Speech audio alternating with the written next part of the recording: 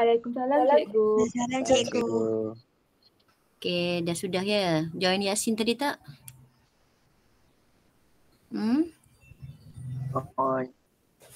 Okey, Kamal tak ada ni. Ya, Kamal tak ada hari ni Kamal, okey. Kamal dah inform cikgu dah. Okey, baik. Macam mana yang minggu lepas cikgu bagi yang cikgu Anas tu, awak tengok ke tak? Kau tengok ke tak? Tengok cikgu. Tengok? Okey. Baik. Jadi itu tajuk baru sikit-sikit sebab tajuk lepas ni agak bukanlah kira susah sikit lah. Agak complicated Tajuk bab 7 yang kita nak masuk ni agak senang. Okey. Walaupun agak senang, dia punya point tu kena tepat lah.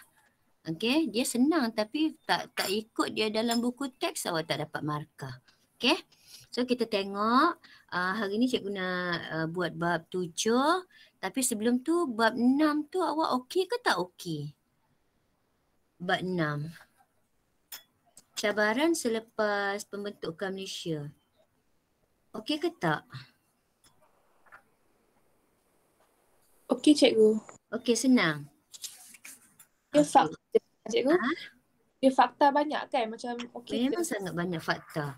Okey, so kena bagi-bagi tapi cikgu rasa walaupun dia banyak fakta, bab 6 boleh macam mana cikgu nak sebut, kita boleh longgok dengan fakta dia tu secara tersusun sangat.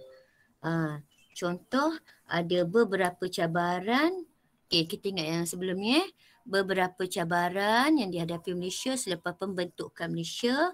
Yang pertamanya cabaran dalaman. Dia kalau cabaran tu dia mesti ada ekonomi, politik, sosial macam tu lah. Okey. Kalau cabaran dalaman, nak rujuk pada siapa? Ingat tak lagi? Sebab lepas ni cikgu nak bagi awak satu permainan, awak jawab suka-suka lah tentang bab 6. Memang menguji awak punya pengetahuan, awak punya ingatan dan kefahaman. Okey. So kalau rasa bab 6 tu dah okey, so kita tinggalkan lah. Okey, boleh ya kita tinggalkan? Kalau cikgu tanya cabaran dia apa yang kita hadapi? Jangan tabu-tabu. Kalau tabu-tabu tak ingat. Tak akan dapat jawab dengan berkesan. Kita nak jawab sangat inilah sistematik kita jawab. Okey. Cabaran pertama apa?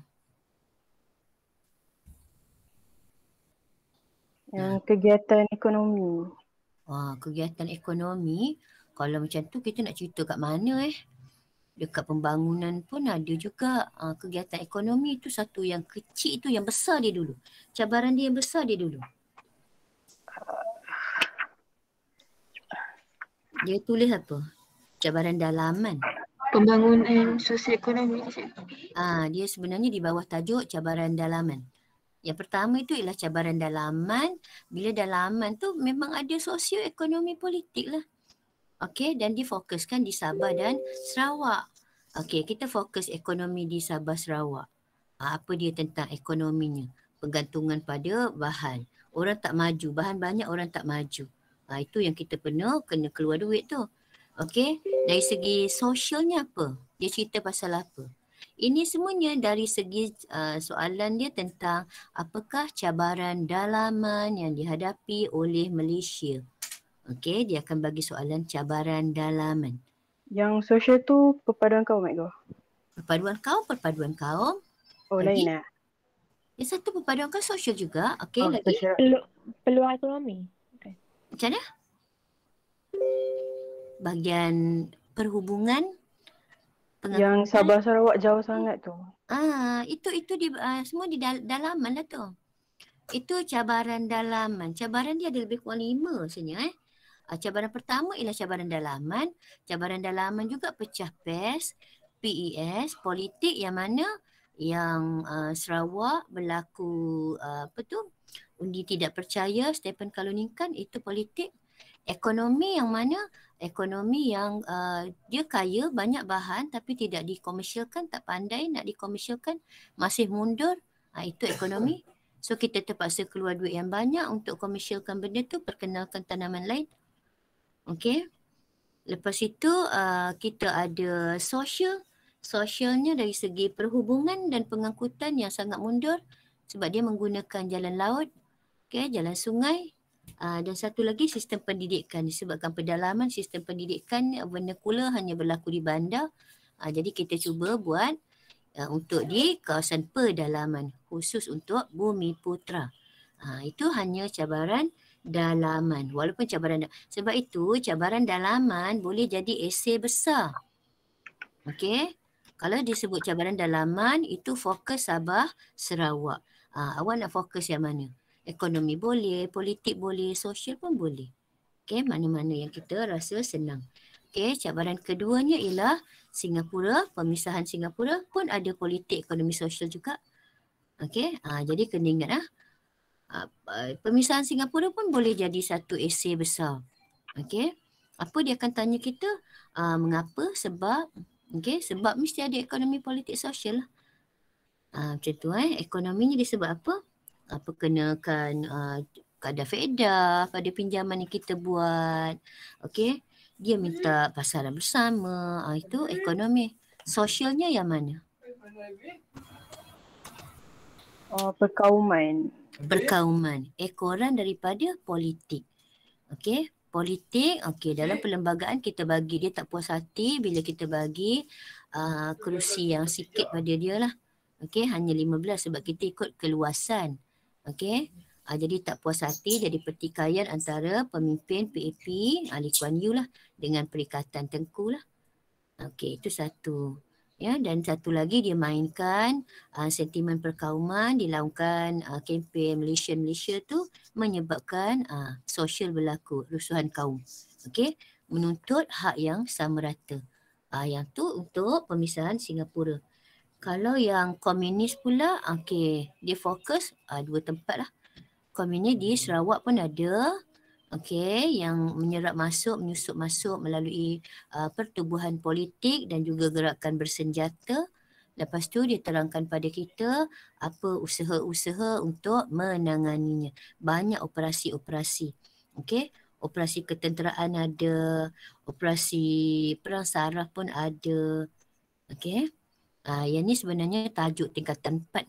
Komunis ini tajuk tingkatan 4. Tapi kita ceritakan bahawa selepas saja pembentukan Malaysia, kita masih perlu mengatasi ancaman komunis.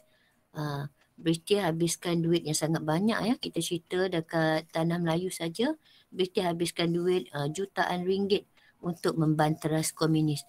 Mana pergi duit tu? Agak gawat, mana pergi duit tu? Ketenteraan. Pembangunan kampung baru. Pembangunan kampung baru saja puluhan ribu. Kampung baru ya, ketenteraan pun betul. Kita bawa tentera, kita bentuk polis. Polis pun berjenis-jenis polis.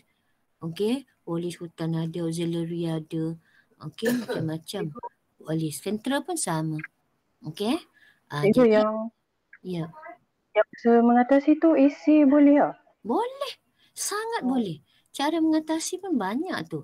Operasi Hammer ada, operasi Seri Aman ada. Yang operasi Muhibah ada. Pilihlah yang mana kita rasa senang. Tengok dia kelompokkan. Kalau dia kelompokkan operasi tentera yang mana? Operasi Muhibah mestilah bukan tentera kan? Itu tawaran pengampunan. Bukanlah bahagian tentera punya. Bahagian tentera operasi Hammer, yang Gutse, itu. Baik, itu ialah tentang komunis. Dan yang seterusnya cabaran pembangunan dan ekonomi, ini menyeluruh, bukan fokus di Sabah Sarawak. Ini menyeluruh, dia berkaitan dengan isu. Kalau isu-isu yang dia bincangkan, kita cerita pasal isu lah. Bukan bermaksud yang cabaran dalaman yang kita cerita di Sabah Sarawak. So tengok baik-baik soalan dia. Sama je macam pembangunan ekonomi, dan ekonomi ni macam yang Sabah Sarawak je. Betul macam Sabah Sarawak, tapi tengok kalau dia cerita pasal isu, itu ialah cabaran yang lain. Cabaran yang lain. Isu apa contohnya kita fikirkan?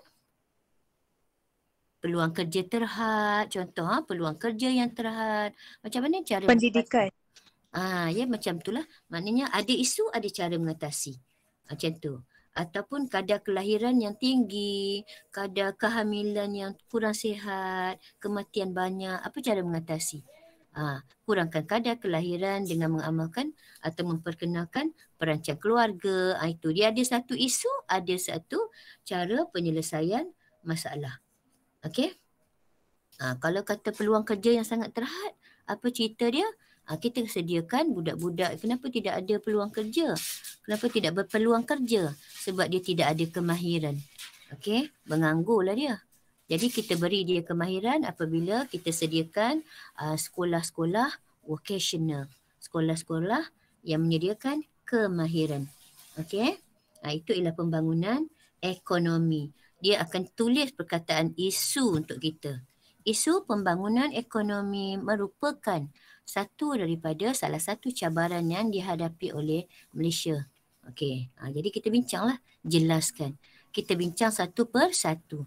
Tak payahlah ingat begitu detail. Ingat beberapa isu yang awak rasa okey. Contoh, kita terlalu bergantung pada peringkat awal, kita sangat bergantung dengan getah biji timah je. Itu je yang kita pandai.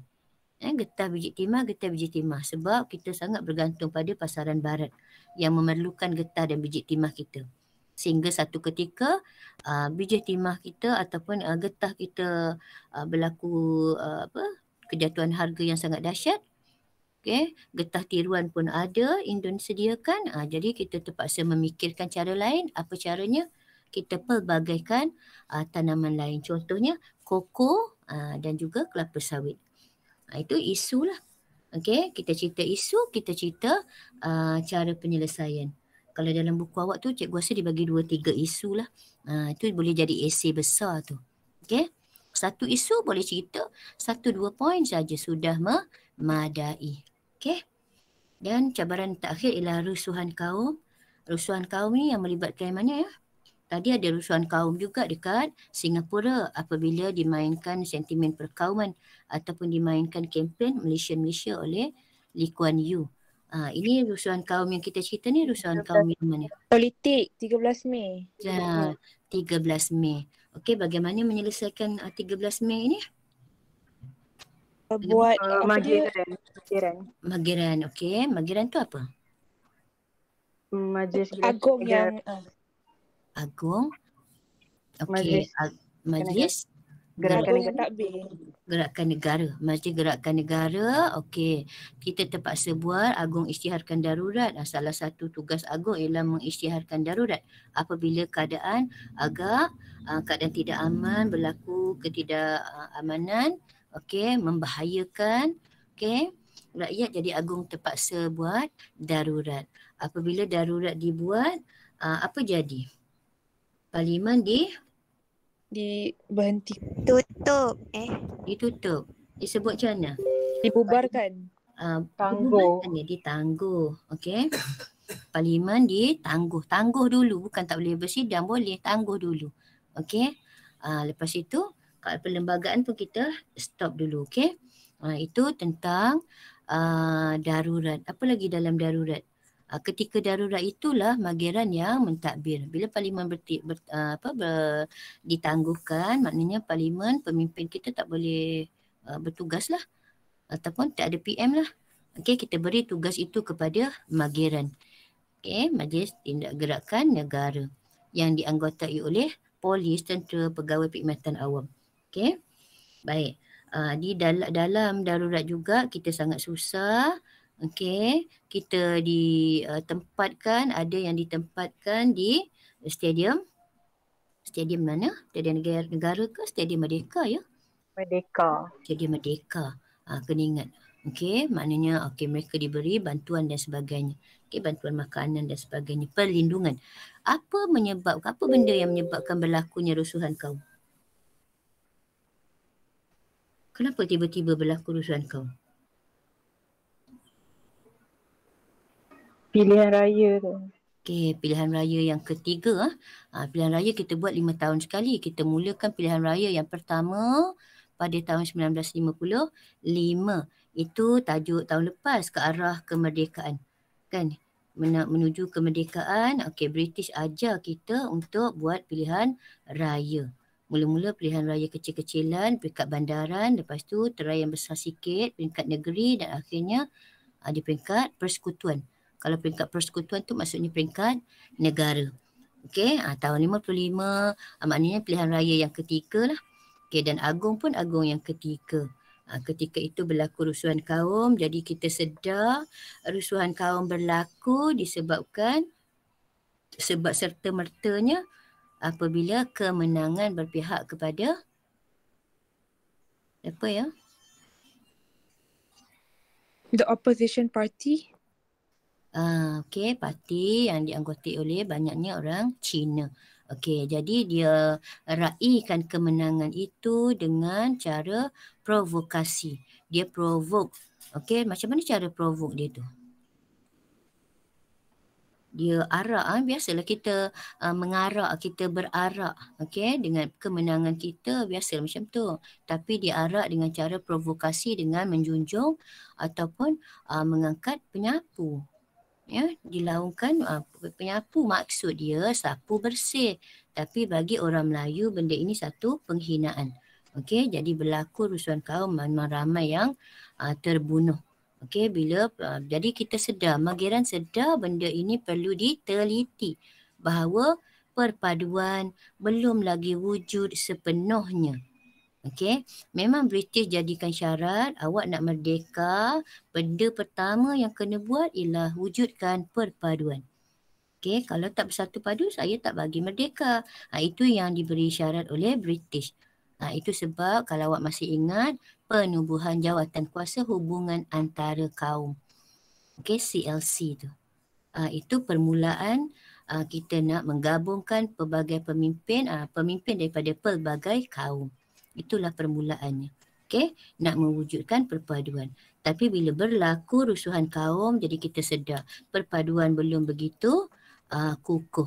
Okey, masing-masing merasa kaum masing-masing saja. Perjuangan hanya untuk kaum masing-masing. Ya.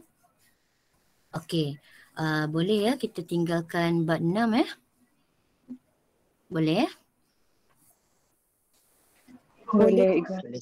Okey. Sebab cikgu rasa sayang bab 6 tu satu yang agak dia terangkan pada awak dengan sistematik sangat. So kalau nak jawab esei tu sangat sempurna. Okey. Jadi sekarang cikgu share awak bahan untuk bab 7. Hari tu cikgu Anas, cikgu share cikgu Anas punya tu berkaitan dengan sistem pendidikan. Okey. Ini semua ke arah kesejahteraan. Kita melalui sistem pendidikan untuk memupuk perpaduan. Jadi cikgu tak perlu usik yang tu lah. Okey, cikgu share awak bahan.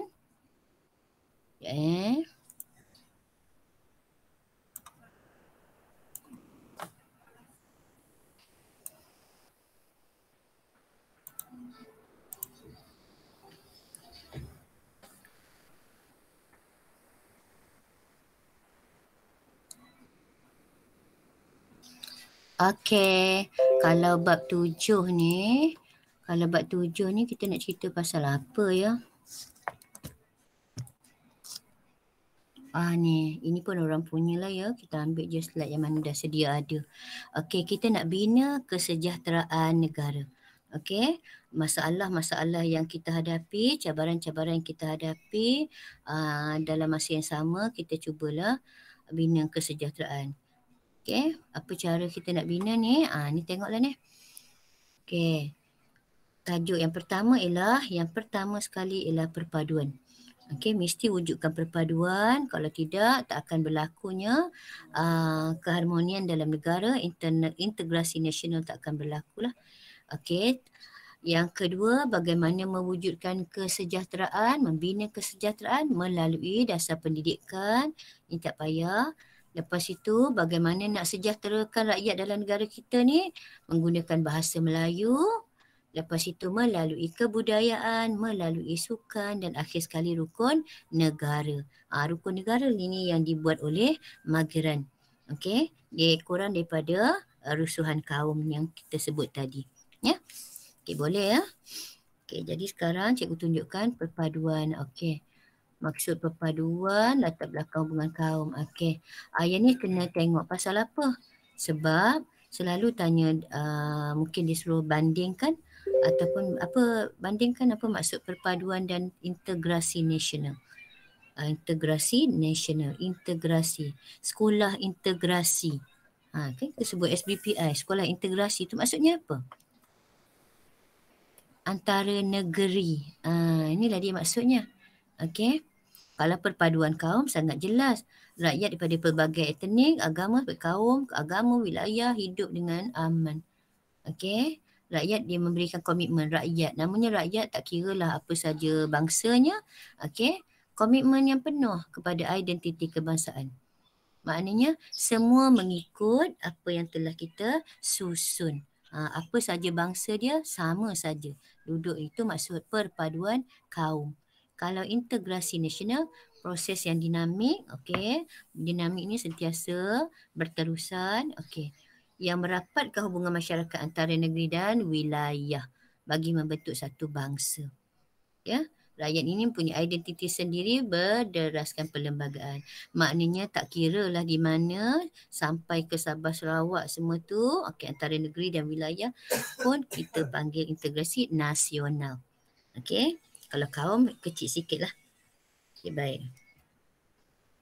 Ni benda ni. Perkhidmatan feri ditamatkan. Cepatnya. Ni contoh gambar lah. Perkhidmatan feri ditamatkan. Okey. Pernah tengok ke yang ni?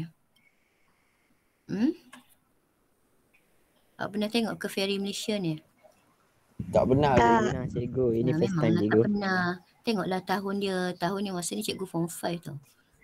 Mungkin lebih kurang cikgu form 5. Dia berlabuh di Pelabuhan Kuantan. Cikgu bersekolah di SMK Abdul Rahman Talib.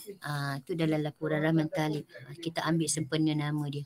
Okey, dia berlabuh di sana, dia raun lah nak menunjukkan bahawa kita ada feri Malaysia. Okey. Okey. Buat susu baby ke? Okey, nak bina perpaduan ni sudah dah tadi lah. Okey, kenapa kita perlu bina perpaduan kaum? Ni sebab yang pertama tadi 1 sudu 20 cc. Sekat dalam botol dulu. Botol kan? Janganlah tanya mama.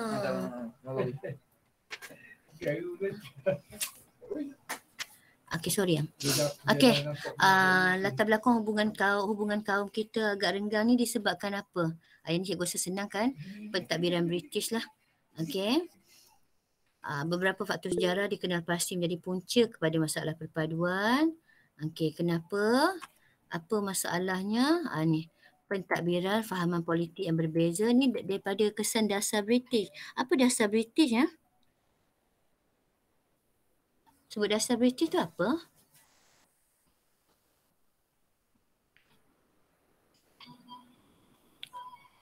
Dasar British ni apa?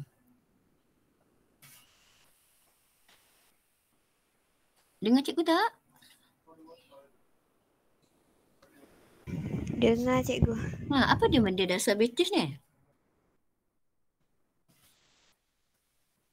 Yang menyebabkan renggangnya hubungan antara kaum kita ialah apa yang British buat. Itulah dasar-dasar yang dibuat oleh British.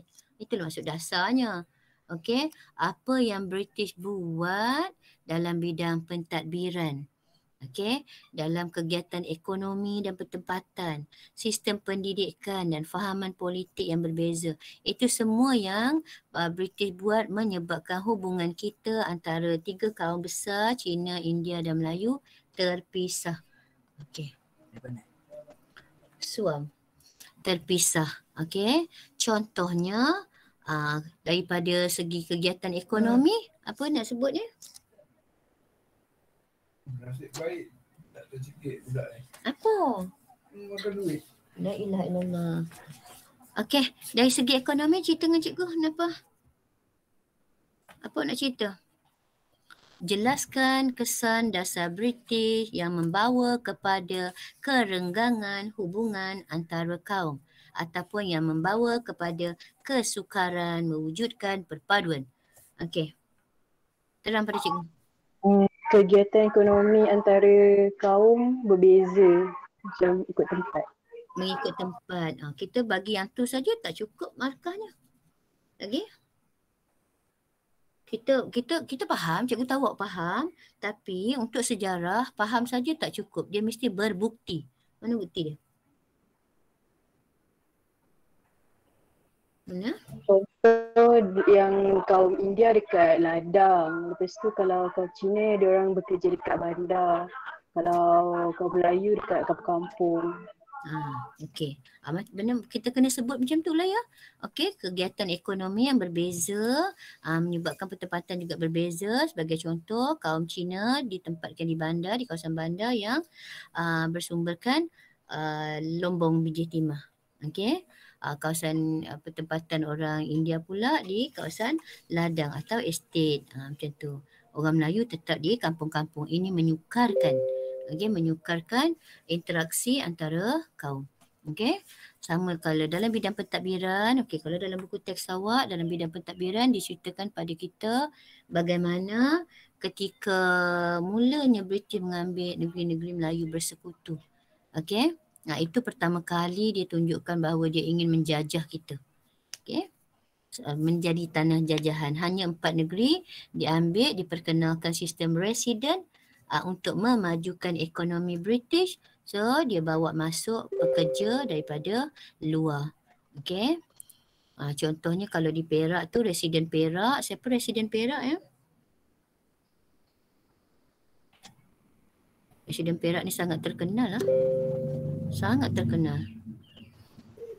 Siapa? JWW Bush tu. Ya betul. JWW. Ya betul lah tu. Okey, Bush fungsinya hanya berperanan sepatutnya menasihati raja. Tapi Bush lebih-lebih kan. Menyebabkan dia dibunuh. Yang kita nak cerita dalam bidang pentadbiran, sistem residen, British membawa masuk tenaga luar untuk memajukan ekonomi di tempat-tempat yang ada residen tu lah. Tempat yang ada residen tu ialah negeri-negeri yang maju. Contohnya Perak, Pahang, Selangor dan Negeri Sembilan. Pahang sebenarnya tak maju tapi dia ada sumber. Pahang tak maju tapi dia ada sumber. Perak maju sebab sumbernya sangat banyak. Macam itulah. Sistem pendidikan yang kita dah tahu, ini sistem pendidikan kita maksudkan ialah sistem pendidikan vernacular. So kena sebutlah vernacular Cina, vernacular British, vernacular Inggeris, vernacular Tamil berada di kawasan estate. Kita vernacular Melayu, sekolah Melayu termasuklah sekolah pondok semua berada di kawasan kampung. Jadi benda ini menyukarkan perpaduan berlaku. Ini kesan dasar British. Yang tadilah tak payahlah sebut lah. Kesan dasar British juga kegiatan ekonomi, berbeza mengikut kaum, kurang interaksi. Dah benda yang sama lah. Dasar pendidikan vernacular. Tahu tak vernacular tu apa? Sebenarnya vernacular tu apa? Yang ikut kaum, macam kalau sekolah vernacular Cina dia bawa buku-buku Cina, cikgu-cikgu Cina. Ya, kena sebut Bahasa juga. Bahasa cikgu. Ya, ikut bahasa. Menggunakan bahasa pengantar daripada tempat masing-masing lah. Bukan bahasa saja. Tapi itulah pengenalan kepada vernacular, menggunakan bahasa pengantar, bahasa ibunda sebagai bahasa pengantar untuk sekolah dia. Kalau sekolah Cina, vernacular Cina, bahasa pengantarnya bahasa Cina lah. Buku-buku cikgu-cikgu semuanya dari Cina. Begitu juga dengan India. Buku dari India, cikgunya dari India menggunakan bahasa Tamil. Dah habis dah. Kesan dasar Cikgu. Ya. Kan kesan dasar British membuatkan kita terpisah. Ya. Tapi British juga yang suruh kita bersatu padu. Betul. Sebab apa? Sebab dia nak kita ke arah berkerajaan sendiri kan. Ya betul. Sebab dia pun dapat arahan lah tu. Sebab memang betul. Sebab waktu dia nak merdekakan kita, waktu itu komunis sangat-sangat hebat. Okey, komunis sangat-sangat hebat di tempat kita. Jadi sekiranya dia tidak satu padukan kita, satu kesalahan, satu masalah besar, kesalahan paling besar dia perlu tanggung. Pasal apa? Apabila dia tak ajar kita, dia tak satu padukan kita, mesti apabila dia merdekakan kita, pasti akan diambil alih oleh komunis. Itu sebab British habiskan duit jutaan ringgit untuk selesaikan komunis, dan dalam masa yang sama dia ajar penduduk tempatan. Kalau masuk penduduk tempatan tu tempat kita lah, tempatan untuk mentadbir. Macam mana cara dia ajar kita mentadbir? Dalam kalau dia nak ajar kita tentang mewujudkan perpaduan, dia bentuk jawatan kuasa hubungan antara kaum. Kalau dia nak ajar kita mentadbir, Sistem ahli kan? sistem ahli. Ahli tu latih. Okay, dia punya keywordnya latih. Kalau jawatan kuasa hubungan antara kaum, itu untuk perpaduan. Banyak kan cerita untuk perpaduan tu, ada banyak. Okay. Jadi itu memang syarat lah. Macam mana dasar dia dibuat lebih awal. Okay, awal-awal dia datang, tengok kesan dasar British dari segi politiknya. Dia cerita tahun 1874. Pertama kali 1874 berlaku penjajahan mutlak. Okey, penjajahan mutlak British terhadap negara kita bertapak di Perak. Apabila Sultan Perak sendiri yang panggil dia. Okey. Sebelumnya dia memang dah ada, tapi dia buat kerja tidaklah secara nak menjajah. Tapi 1874 itu sudah mula menjajah. Dia dah nampak ekonomi yang sangat hebat. Okey. Kita kena tengok kat situ. Jadi bila dah akhir-akhir 1946, 1948, awak masih ingat ke tu? 1946 apa berlaku? Melayan Union. Melayan Union yang kita orang Melayu menentang habis-habisan. Okey, menyebabkan British tukar kepada PTM 48. Betul tak? Waktu PTM 48 ni, apabila British sedar orang Melayu dah nampaknya dah buka mata, dia nak negeri dia sendiri, dia nak tanah air dia sendiri. So British kena ambil langkah untuk mengajar kita. Dia ajar kita macam mana untuk mentadbir. Okey, start daripada lebih kurang 1948, 1949 tu lah jawatan kuasa hubungan antara kaum dimulakan. Ya, sistem ahli semua tu lah. Ya. Macam mana dia ajar kita buat pilihan raya, semua tu dalam tempoh sebelum kita beberapa tahun sebelum merdeka. Jadi ambil masa lama juga kan. 7-8 tahun juga nak ambil. Jadi itulah sebabnya dia tak ada masa lagi nak buat benda yang sama di Sabah Sarawak, di Singapura, di Brunei. Okay, jadi nak senang merdekakan dia, join saja dengan tanah Melayu yang telah dia merdekakan. Okay. Okay dah. Nah, ni benda nasi ulang ni benda apa? Okey, usaha memperkasakan perpaduan, macam mana usaha yang kita buat ni dari segi ekonomi, politik dan sosial. Yang ni. Jadi cikgu tak boleh tolong awak Okey, cikgu tak boleh tolong awak. Ini kena hafalan. Okey. Okey, Jabatan Perpaduan Negara dibentuk, rukun negara diperkenalkan oleh siapa? Rukun negara diperkenalkan? Magiran. Ya. Magiran memperkenalkan rukun negara menjadi satu ideologi negara. Ada 5 perkara itu yang sangat sesuai untuk semua kaum. Okey. Yang pertama, kepercayaan kepada Tuhan. Apa yang? Mana ada kelas Sekolah. Okey. Majlis Muhibah mendapat perkhidmatan awam dekat semua negeri, membentuk gabungan parti politik pelbagai kaum dan majlis perundingan. Ini cikgu tak boleh tolong awak. Okey, ini hafalan. Okey, beberapa yang mampu kita buat, senang ingatlah. Okey, itu dari segi politiknya. Okey, dari segi ekonominya, rancangan pembangunan 5 tahun. DEB tajuk lepas ini. Okey, DPN tajuk lepas ini. Rancangan pembangunan tanah dah sudah dah. Pembangunan tanah yang mana? Ini overall lah. A ni yang overall. Rancangan pembangunan 5 tahun ni secara yang besarnya. Dalam pembangunan 5 tahun ni ada dasar ekonomi baru, dasar pembangunan tanah, perda, semua tu di dalam pembangunan 5 tahun ni. Okay. Boleh ke? Boleh ke tak? Boleh cikgu. Sebab yang ni bukan detail lah. Yang ni secara umum saja ni. Dari segi ekonomi ini secara umum saja. Okey, dari segi sosialnya melalui kita sebut tadi bahasa pendidikan, bahasa Melayu, sukan, kebudayaan, rukun negara. Lagi sekali diperkenalkan rukun negara, nampak? Okey. Baik, habislah untuk tajuk yang ini. Okey, sebab dia tak cerita detail tentang apa itu kebudayaan dan sebagainya. Okey, so boleh faham yang ni sikit-sikit. Cikgu tak rasa soalan akan keluar dari segi sini. Yang ini sebab susah nak tulis. Kalau esei susah nak tulis yang ni. Kecuali awak boleh hafal.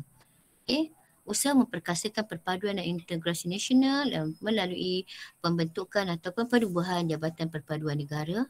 Okey. Habislah sini. Rukun negara yang diperkenalkan menjadi ideologi juga menjadi satu cara memperkasakan perpaduan. Jadi kita kena tulis macam tu. Jadi benda macam ni sangat umum, confirm awak tak boleh buat lah. Okay. Dan cikgu pun tak galakkan buat yang ni. Okay. Kalau contoh yang sosial. Ini ada, semua ada tajuknya secara detail. Mana tajuk dia detail. Okay, boleh ke? Boleh ke tak? Okey, cara memperkasa itu ialah dari segi yang banyak disoal macam KBSM juga akan disoal dekat sosial. Okey, dekat sosial yang kita banyak buat. Okey, dekat ekonomi kurang sikit lah. Dekat ekonomi akan ada satu tajuk yang baru selepas ini, dasar ekonomi baru. Okey, so kita tengok. Okey, boleh ke cikgu stop yang ni? Boleh? Boleh cikgu. Okay. So cikgu stop yang ni. Kita tengok yang ni ajak.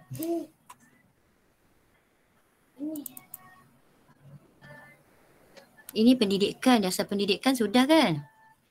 Dasar pendidikan dah kan? Dasar pendidikan ni macam mana awak nak cerita sikit-sikit? Ni dasar pendidikan yang ada, okey. Ini banyak dalam objektif. Okey, contoh dia ambil ni. Kenapa dia merah, dia birukan yang ni? Rahman Talib. Rahman Talib apa tugas dia? Okey, mengkaji jawatan kuasa, laporan Razak. Lepas tu Rahman Talib, okey, ini mengambil sempena nama dia lah, jadikan sekolah. Okey, sekolah dia lah, cikgu sekolah. Okey. Penggubalan, laporan jawatan kuasa 1956. Waktu tu 1956 kita dah merdeka ke belum? Kita dah merdeka ke belum? Belum. Cikgu share screen ke? Cikgu share kenapa tak nampak ke? Tak ada cikgu. Cikgu. Okey. Apa ni? Sekejap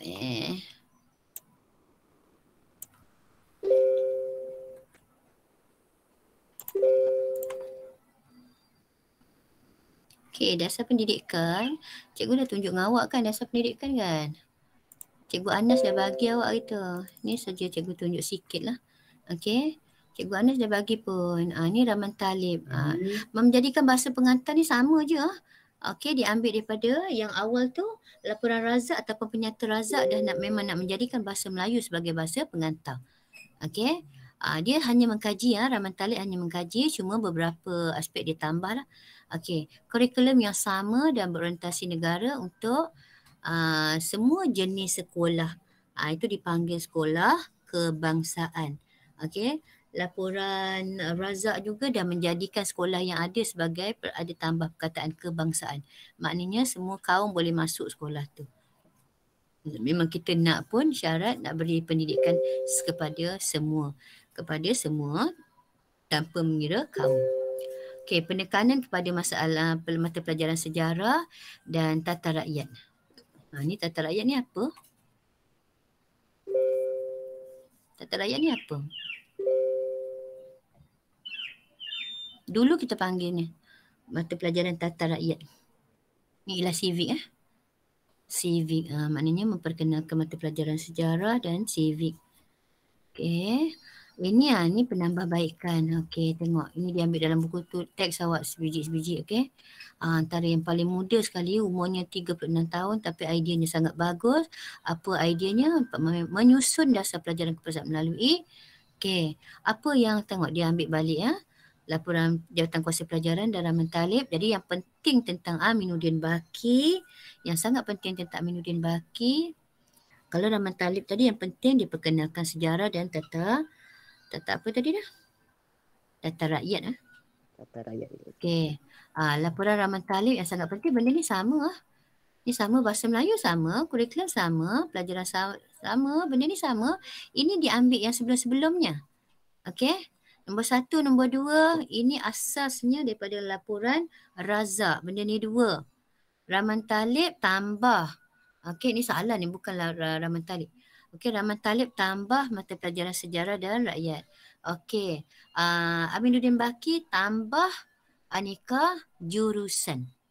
Okey, aneka jurusan. Pelajar yang gagal masuk sekolah menengah akademik, dia pergilah ke sekolah vocational. Dulu dipanggil sekolah vocational. Sekolah vocational dulu untuk budak-budak kurang pandai. Di situ diberi pelbagai kemahiran. Wujudnya dalam sekolah kebangsaan. Okey, sekolah kebangsaan.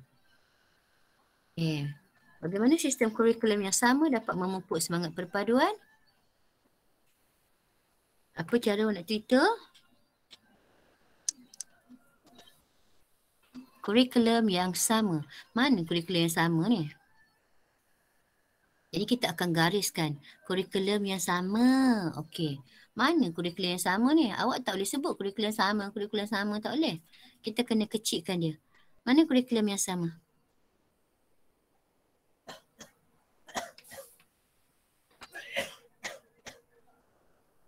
Tolong jawab cikgu. Macam contoh kurikulum je. Apa yang sama? Banyak cikgu tunjuk tadi.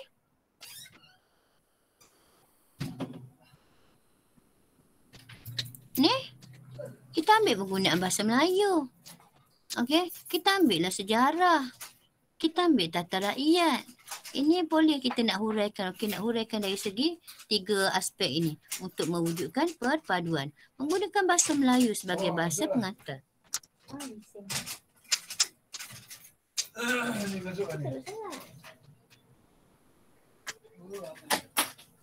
Okey, menggunakan bahasa Melayu.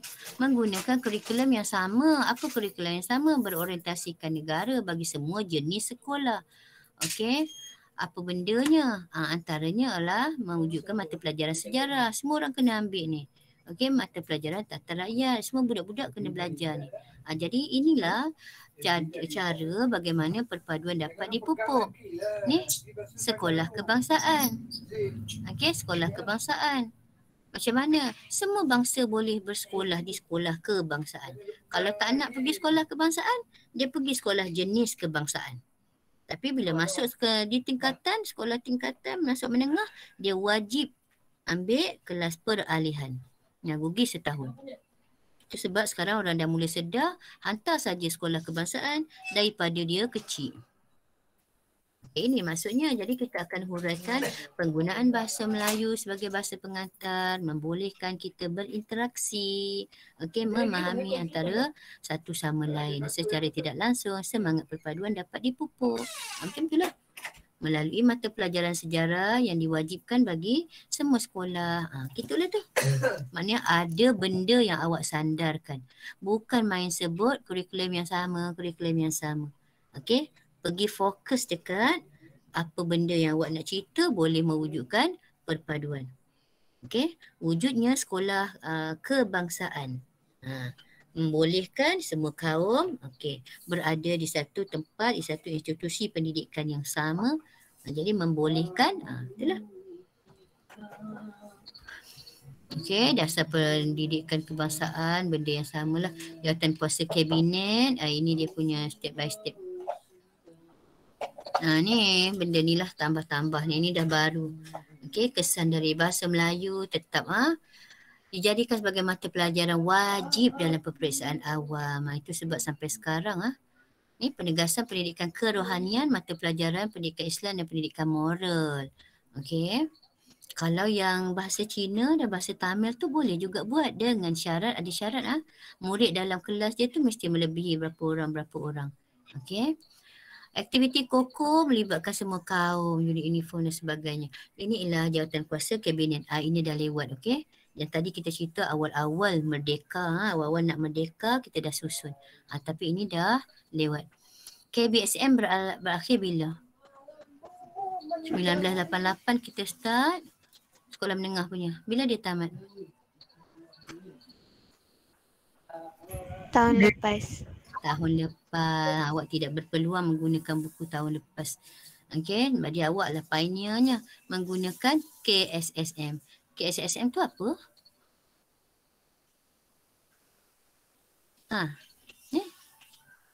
Ni kurikulum baru. Sekolah rendah, kurikulum baru. Kurikulum standard. Standard. Maknanya standard tu sama je untuk semua. Okey. Dia nak perkenalkan dan malah lebih hebat lagi. Macam-macam diperkenalkan pada awak kan. Ada RBT-nya, ada ASK-nya, semua aras tinggi. Okey. Semuanya aras tinggi. Ini tak payah tengok lah Cikgu Anas dah terang pada awak. Okey. Ini falsafah pendidikan kebangsaan. Yang ni kena tengok sikit lah. Selalu kita terangkan apa pentingnya falsafah pendidikan kebangsaan. FPK ni. Okey, memperteguh hala tuju matlamat pendidikan negara. Okey, kena ingat kalau falsafah pendidikan kebangsaan, kena ingat Jerry. Jasmani, emosi, rohani dan intelek. Lepas tu awak akan goreng lah kat sini. Okey. Pelajar yang seimbang dari segi jasmani, emosi, rohani dan intelek. Ini kita panggil Jerry. Jadi baru senang budak-budak nak mengarang. Okey. Maknanya kita kena seimbang. Jasmaninya bagus melalui apa? Melalui apa? Kurikulum yang diperkenalkan. PJK lah ada. Okey. Kesihatan ada. Jawab bagaimana menguruskan emosi. Ada tak? Kan? PK. Ada PJ, PJK ada, PK ada. Tu mengawal emosi rohani kita tentang pendidikan Islam ke, moral, intelek. Intelek macam-macam subjek kita jawab supaya awak seorang yang pintar tapi seimbang. Ada budak dia pintar, ada budak dia sangat pintar. Inteleknya sangat bagus tapi emosinya tak okey. Okey? Cikgu pernah ada budak pintar tapi dia tak pernah suka dengan jasmani. Dia tidak pernah join PJ. Dia rasa benda tu membazir. Jadi tu kena salah lah tu. Jadi tidak menepati falsafah pendidikan kebangsaan. Okey. Best lah yang tu. Ni. Melahirkan insan yang seimbang dan harmonis dari segi Jerry berdasarkan kepercayaan dan kepatuhan kepada Tuhan. Okey, yang ni sematkan dalam kepala awak lah ni. Ini bukan hafalan, ini kena tahu. Okey, nak melahirkan warga negara yang berilmu pengetahuan, berketerampilan, berakhlak mulia, bertanggungjawab, berkeupayaan mencapai kesejahteraan diri serta memberikan sumbangan terhadap keharmonian keluarga, masyarakat dan negara. Itu sebab cikgu perkenalkan awak dengan PBD. Tahu PBD? Penilaian berasaskan apa tu? Penilaian berdasarkan dia ataupun penilaian di bilik darjah, penilaian berasaskan sekolah. Sekolah nilai awak. Okey, cikgu nilai awak. Bukan disebabkan awak jawab atas kertas saja. Okey, maknanya benda itu berterusan. Jadi nak dapat markah tu kenalah buat sesuatu. Ya. Okey, dah habis lah yang ni. Potensi individu. Apa ni? Potensi individu ni?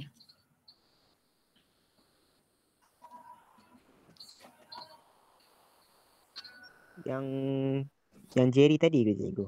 Mana? Apakah yang dimaksudkan dengan individu yang berpotensi untuk jadi apa-apa? Okey, potensi. Maknanya dia ada kebolehan dalam bidang-bidang tertentu.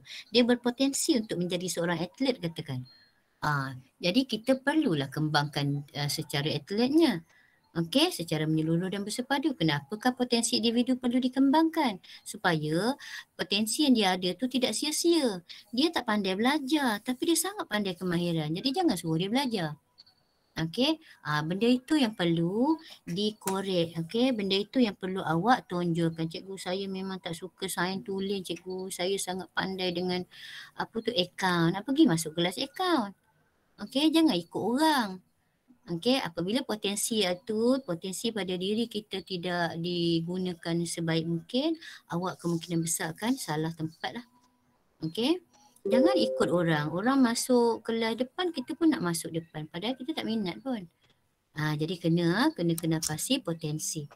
Okey, yang C ni ini senang lah ya. Awak kelas depan cikgu tak ada masalah lah.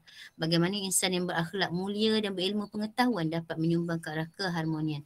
Bagilah berakhlak mulia dan berilmu pengetahuan dari segi apa menyumbang ke arah keharmonian dan perpaduan. Okey. Bukti kena bagilah. Dasar pendidikan kebangsaan, akta pendidikan, dasar pendidikan laporan. Ini sangat banyak. Dah habis dah. Ni kena baca. Sebagai rakyat Malaysia, setiap kali buku awak, dia akan tunjuk macam ni. Dan cikgu rasa benda inilah soalan-soalan.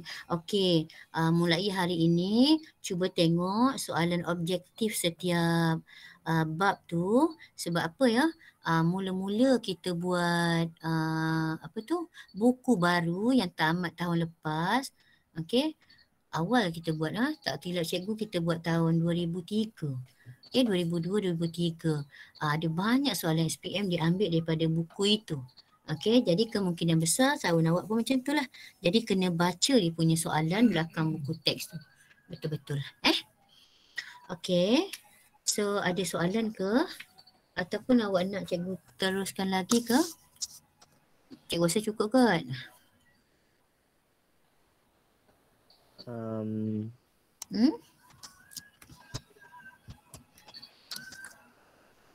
Hello? Cukup rasanya. Ya?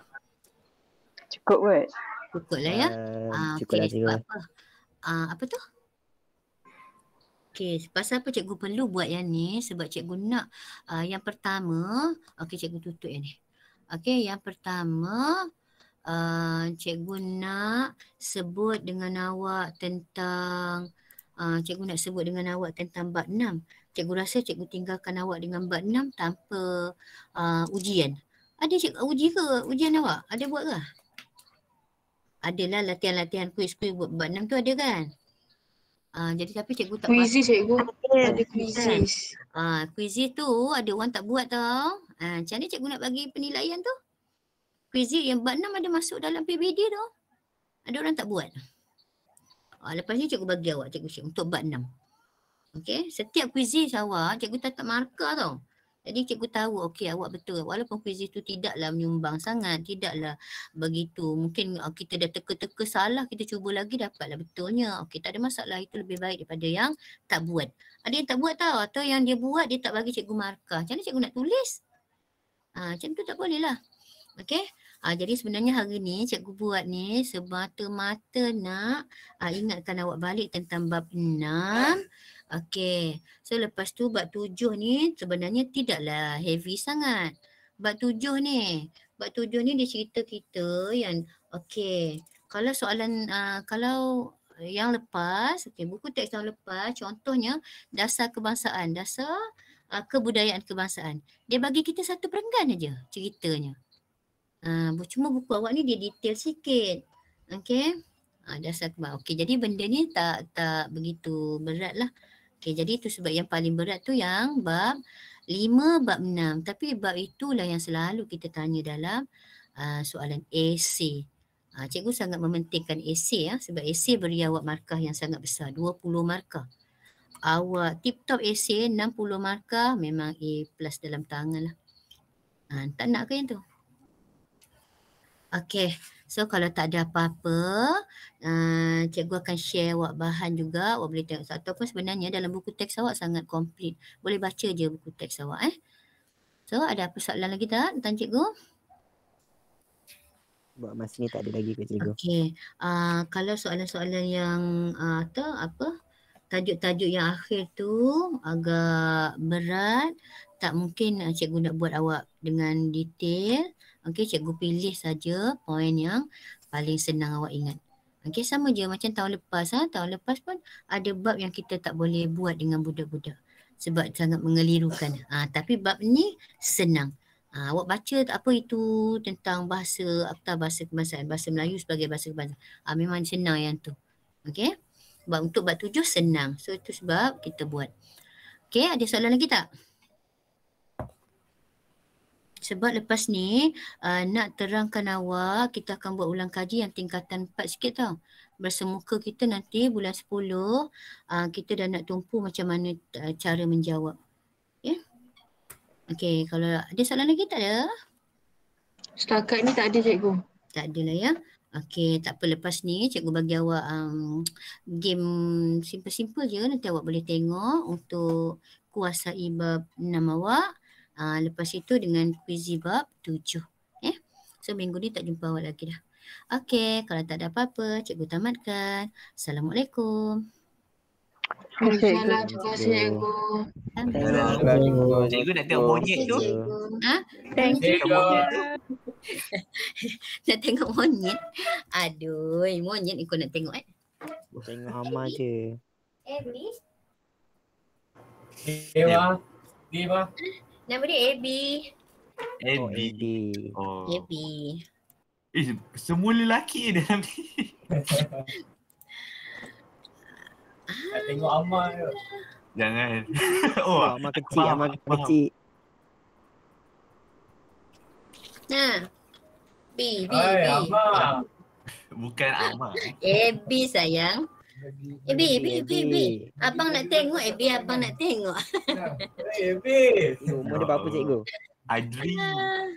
Aneh. Okay. Adri. Comel Adri. Comel Adri.